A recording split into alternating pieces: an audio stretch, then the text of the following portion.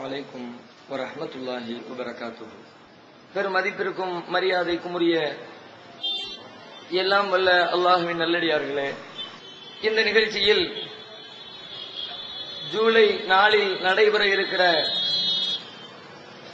மாநில மாநாடு ஏன் எதற்கு என்பதை விளக்கி தருமாறு என்னை பணித்திருக்கிறார்கள். அந்த மாநாடு ஏன் எதற்கு என்றால், இது போன்ற எத்தனையோ மாநாடுகள் அரசின் கவனத்தை ஈர்ப்பதற்காக, முஸ்லிம்கள் தங்கள் உரிமைகளை பெறுவதற்காக மாநாடுகளும் பேரணிகளும் ஆர்ப்பாட்டங்களும் இன்னபிற பல்வேறு விதமான வழிமுறைகளையும் பயன்படுத்தி நாம் அரசாங்கத்தின் கவனத்தை ஈர்த்துக் கொண்டிருக்கிறோம். முதலிலே இது மாதிரியான செயல்பாடுகளில் இறங்குகிற பொழுது நம்முடைய சமுதாயத்தில் இருக்கிற சில பேருக்கு ஒரு விதமான சந்தேகம் இருக்கிறது. இவையெல்லாம் ஏன் செய்கிறார்கள்? இதனால் எந்த பயனும் ஏற்பட போவதில்லை. இதை செய்ததனால் நமக்கு என்ன கிடைத்தது என்றெல்லாம் ஒரு விதமான சந்தேக மனப்பான்மையோடு இந்த நிகழ்ச்சிகளை, இந்த மாநாடுகளை சில முஸ்லிம்கள் தவிர்த்து வருவதை பார்க்கிறோம். முதலிலே இஸ்லாமிய அடிப்படையில் இது குறித்து நாம் ஒரு செய்தியை விளங்கிக் கொள்ள வேண்டும். இஸ்லாமிய மார்க்கம் வெறுமனே இறைவனை தொழுவது எப்படி என்பதை மாத்திரம் சொல்லித் தருகிற மார்க்கம் இல்லை.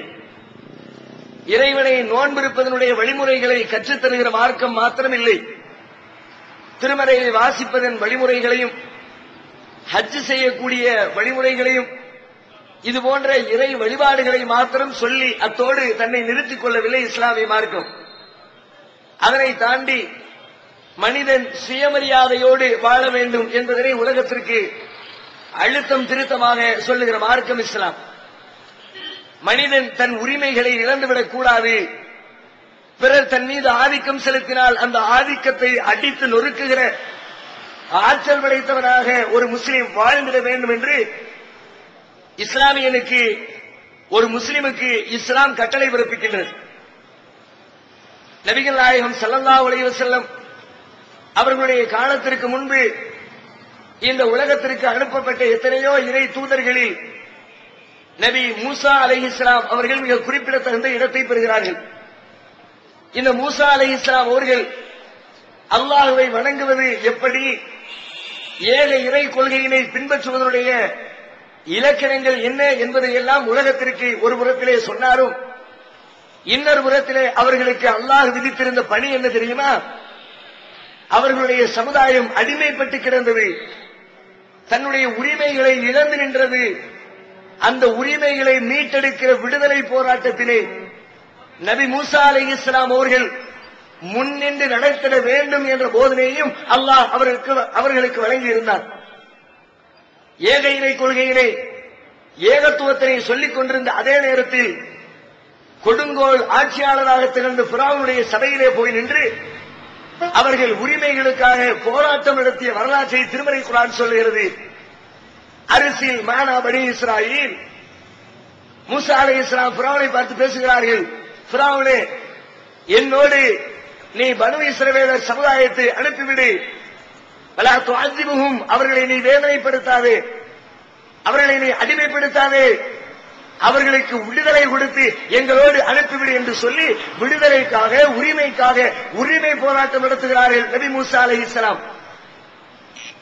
அந்த போராட்டத்தின் வழிமுறைதான் இந்த போராட்டங்களும், அந்த போராட்டத்தின் வழிமுறைகள் தான் இந்த மாநாடுகளும், அந்த நபிமார்கள் செய்த வேலைகளின் தொடர்ச்சி தான் இந்த வேலைகளும். இந்த தேசத்திலே வாழ்கிற முஸ்லிம் சமுதாயம் பல்வேறு விதங்களில் தன்னுடைய உரிமைகளை இழந்து நிற்கிறது. மேலோட்டமாக பார்த்தால் உங்களுக்கு ஆச்சரியமாக தெரியலாம்.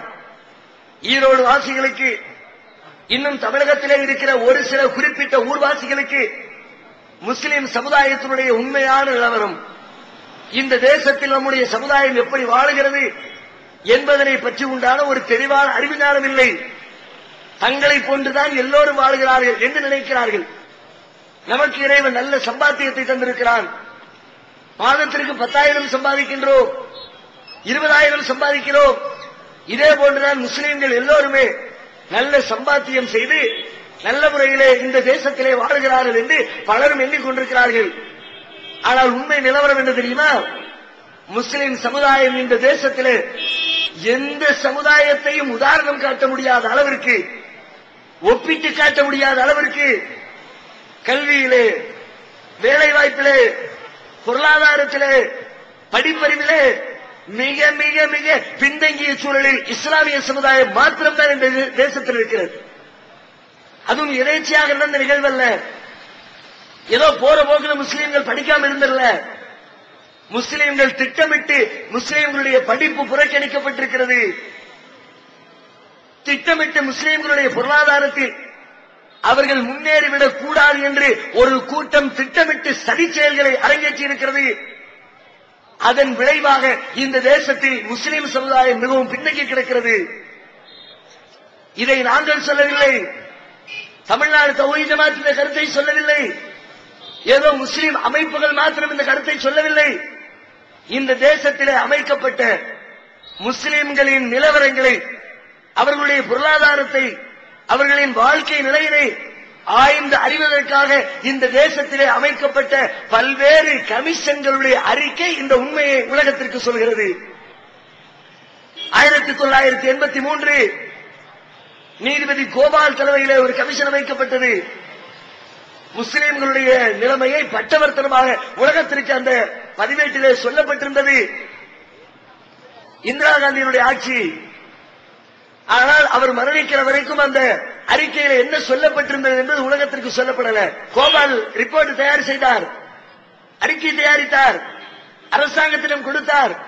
அந்த அரசாங்கத்திலே கொடுக்கப்பட்ட அந்த கமிஷனுடைய அறிக்கை உலக அரங்கத்தில், நாடாளுமன்றத்தில், மக்கள் மத்தியிலே வைத்து விவாதிக்கப்படவில்லை. அத்தோடு சமாதி கட்டப்பட்டது.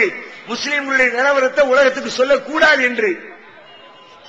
கமிஷன் எதற்கு அமைக்கப்படுகிறது? ஒரு கமிஷன் அமைக்கிறோம் என்று சொன்னால் அதனால் என்ன நடவடிக்கை எடுக்க போகிறோம், அவருடைய நிலைமை என்ன என்பதை உலகத்திற்கு சொல்வதற்குத்தானே கமிஷன் அமைக்கப்படுகிறது.